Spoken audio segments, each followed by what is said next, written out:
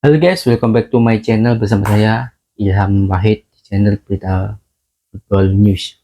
Oke, hasil pertandingan Euro tadi malam ya, gue agak sedikit mereview, bukan mereview sih istilahnya, ya pokoknya seperti itulah, sedikit mereview ya. Antara Inggris dan Swiss, ya gila sih, Inggris susah payah ya mengalahkan Swiss ya, 1-1. Swiss juga tidak bisa dipandang remeh sebenarnya, tapi Swiss itu tingkat levelnya itu masih di bawah Inggris, tapi kenapa Inggris itu masih susah payah untuk mengalahkan Swiss. Kalau kita melihat dari segi pertandingan di Piala Dunia kemarin, Swiss itu juga udah hitam sih sebenarnya, tapi kan level Inggris itu sudah tinggi, tapi kenapa Inggris itu masih kesusahan ya. Menurut gue Inggrisku menang karena hoki aja ya, karena melalui babak adu penalti, jadi sehingga ya bisa menang ya. Untung tidak kalah dari Swiss. Jika kalah gila itu, pelatih sudah dihujat parah itu dari penyisian grup. Dua pertandingan atau kalau nggak salah tiga pertandingan, Palmer tidak dimainkan sama sekali. Coba itu pemain sangat-sangat hebat, sudah terjamin kualitasnya, dan Inggris itu banyak pemain bintangnya swag deh. Tapi kenapa kesusahan itu saat berhadapan dengan Swiss, hingga Inggris bisa kebobolan ya, hingga babak sampai extra time, hingga adu penalti, dan untungnya Inggris menang dan lolos.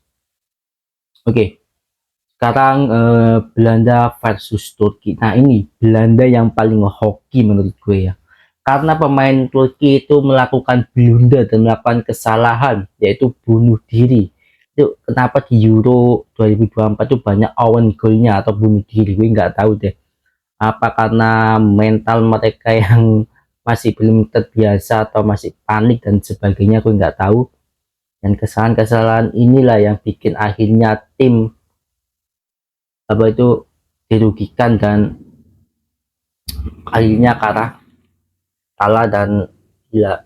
Belanda hoki menurut gue cuy. Gue sambil ngopi cuy.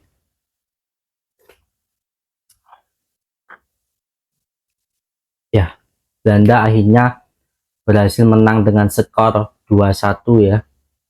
Belanda juga susah payah untuk mengalahkan Turki. Turki sebetulnya sama seperti Swiss, tingkat levelnya tuh sama seperti Swiss ya, bisa menjadi kuda hitam atau bisa menjegal negara-negara kuat ya. Oke, Euro 2024 menyisakan 4 negara semifinalis, yaitu Prancis yang akan berhadapan dengan Spanyol dan Inggris akan berhadapan dengan Belanda. Masing-masing negara merebutkan satu tiket ke laga final. Oke, menurut gue ini yang bakalan realistis saja ya. Kalau dari segi permainan, menurut gue Spanyol yang akan lolos ke laga final, karena Spanyol bermain sangat-sangat efektif dari segi lini serang maupun lini pertahanan.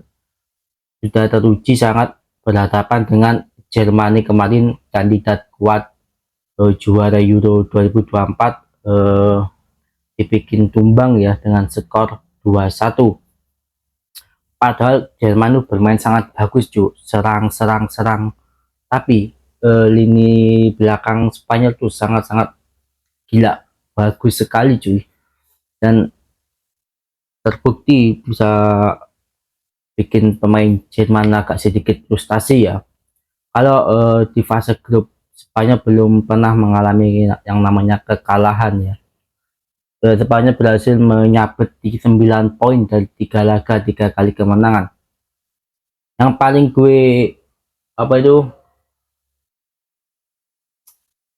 kaget tuh saat berhadapan dengan Kroasia. Gila, Kroasia dibantai 3-0. Emang bener-bener lini serang mereka itu gila, bagus banget tuh, terutama di Lamine Yamal sama Nicholas William dan Cucurella. Itu tiga pemain itu menurut gue menjadi poin pentingnya ya dari Spanyol. tapi sangat disayangkan juga Carvajal terkena kartu merah sehingga tidak bisa tampil di laga semifinal, maupun jika Spanyol lolos tidak bisa tampil di Liga final dan semifinal. Nah, itulah kenapa Spanyol menurut gue paling realistis untuk melaju ke babak semifinal ya, seperti itu, karena bermain sangat efektif, bahkan serang baliknya pemainnya juga cepat. Seharusnya Spanyol bisa menang 3 gol atau 4 gol itu saat berhadapan dengan Jerman ya, karena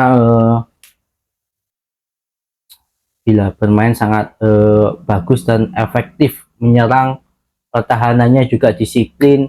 Sudah terbukti Spanyol bukan menangnya bukan apa ya, bukan karena hoki, tapi dari proses golnya tuh ada gitu, bukan gol jatuh dari langit kalau Coach Justin bilang ya, gol jatuh langit, tapi Spanyol tuh ada proses golnya tuh ada, dan bahkan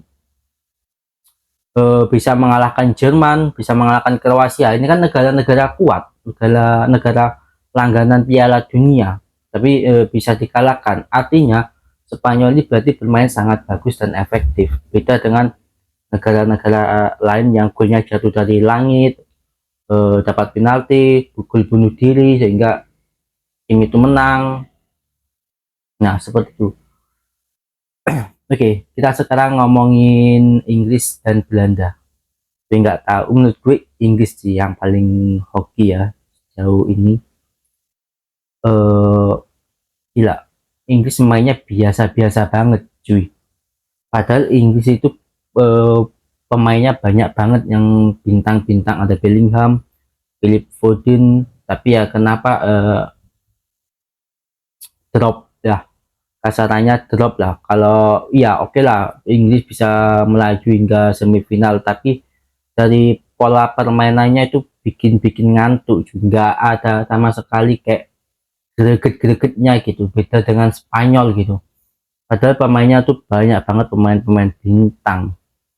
Tapi yang lebih heran lagi, semoga saja ya Cole Palmer dimainkan. Pemain ini benar-benar sangat bagus dan layak untuk mendapatkan kesempatan. Kemarin waktu melawan Swiss, Cole Palmer dimainkan, diturunkan, dan akhirnya ya bermain sangat tidak mengecewakan lah. Semoga saja Inggris bermain lebih bagus, apalagi lawannya Belanda ya. Lawan Swiss saja kesusahan, apalagi lawan Belanda.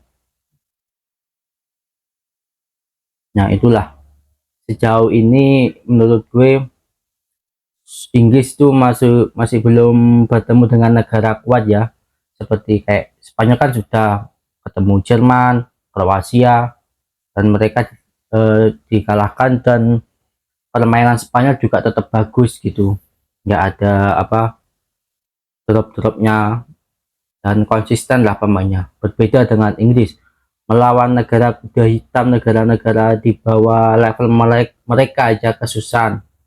Contohnya di waktu fase grup, dia lupa lawannya siapa ya, mainnya tuh bikin ngantuk. Kalau nggak salah Denmark apa ya, lupa pokoknya.